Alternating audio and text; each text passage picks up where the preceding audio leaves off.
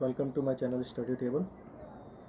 आज हम डिस्कस करेंगे Indian council act 1909, also known as Morley Minto act. So guys, ये काउंसिल एक्ट है। तो काउंसिल एक्ट का मेन पर्पज़ होता है कि मेंबर्स ऑफ काउंसिल को इंक्रीज़ करा जाए या डिक्रीज़ करा जाए। मोस्ट प्रोबेबली इंक्रीज़ ही होते हैं। ठीक है, 1909 में ये एक्ट आया था। ये 1892 के बाद एक्ट था जो काउंसिल एक्ट था। और मॉर्लिमेंटो दो पर्सनस लेके आए थे, और ये पर्सन कौन से हम आगे डिस्कस करेंगे। ठीक है, तो इसको मॉर्लिमेंटो एक्ट भी बोलते हैं। So guys, this is my channel study table. आप इस चैनल को लाइक करें, सब्सक्राइब करें, शेयर करें। पसंद आए तो इसे लाइक जरूर करें। ओके, सो नेक्स्ट हम करते हैं जॉन मॉर्ले। जॉन मॉर्ले हमारे थे सेक्रेटरी ऑफ स्टेट। ठीक है, and the fourth earl Vento थे वाइसराय ऑफ इंडिया। ये दो पोजीशन थी जो हमारी क्रिएट हुई थी 1858 के एक्ट से। 1858 का एक्ट हमारा बहुत इंपॉर्टेंट एक्ट है। इसमें हमारा पिट्स इंडिया एक्ट था, वो ख़त्म कर दिया गया था, और हमारा गवर्नमेंट ऑफ इंडिया एक्ट 1858 लाया गया था। ओके, तो दो पोजीशन क्रिएट करी गई थी, सेक्रेटरी एंड वाइसराय। तो करंटली 1909 में हमारे थे John Morley secretary of state, और द जॉन मॉर्ले थे हमारे सेक्रेटरी ऑफ स्टेट, और the fourth Earl of Minto थे viceroy of India. Okay, leading events क्या थे हमारे? Partition of Bengal. Partition of Bengal में क्या हुआ था? बंगाल का पार्टीशन हुआ था।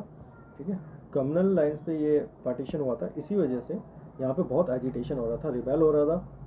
ठीक है, क्योंकि बहुत सारे लैंग्विस्टिक माइनॉरिटीज़ क्रिएट हो गई थी अपने ही स्टेट में।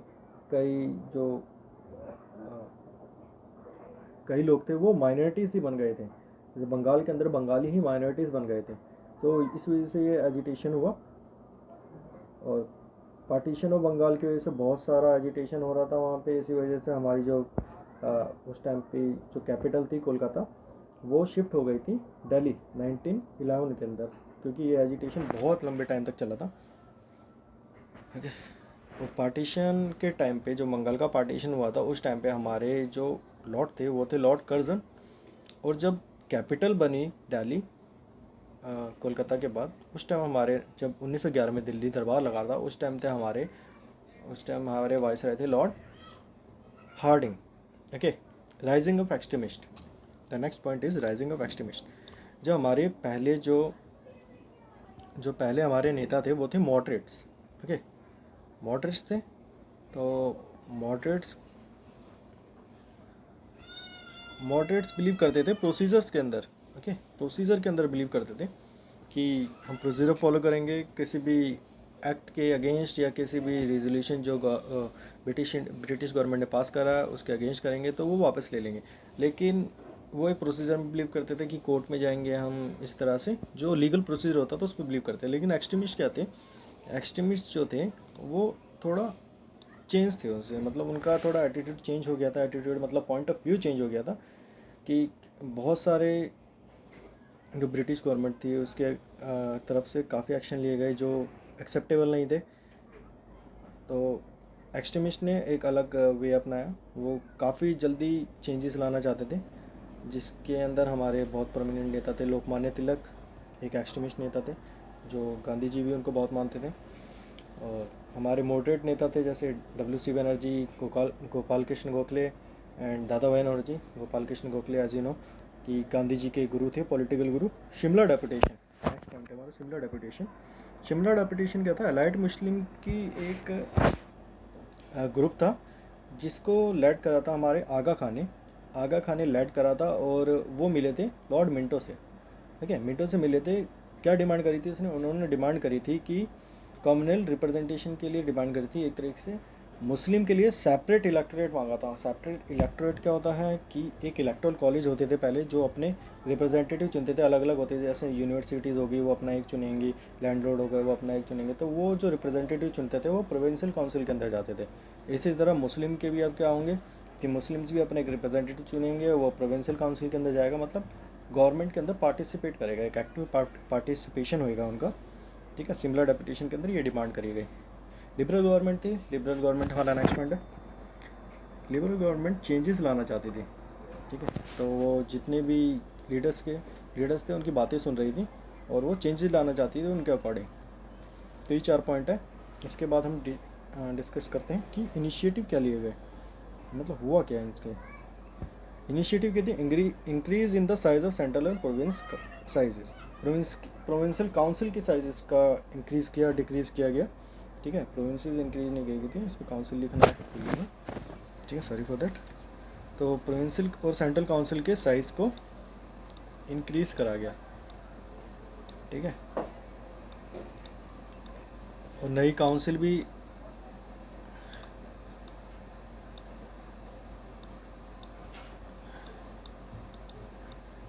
ठीक है, नई काउंसिल्स भी क्रिएट करी गई क्योंकि नई प्रोविंसेस क्रिएट करी गई थी। ये हमारा पहला पॉइंट। सेकंड पॉइंट हमारा Satyendra P Sinha as the first Indian member, okay, he was the first Indian member in the viceroy executive council. Indian council थी जो वायसराय एग्जीक्यूटिव काउंसिल थी, इंडियन काउंसिल भी बोलते थे इसे। Satyendra P Sinha was the first member जो Indian थे और उसके अंदर इलेक्ट हुए, नॉमिनेट हुए। और टू इंडियन, थर्ड पॉइंट हमारा, 2 Indian were nominated in council of secretary of state, okay. Secretary of state की जो काउंसिल थी उसके अंदर 2 मेंबर जो इंडियंस थे वो लाए गए, ओके। 2 मेंबर थे वो लाए गए, ठीक है। ये हमारा हो गया थर्ड पॉइंट। फोर्थ पॉइंट हमारा introduction of communal representation. Communal representation जो इसका मेन, जिसके लिए ये एक्ट जाना जाता है, कम्युनल रिप्रेजेंटेशन था।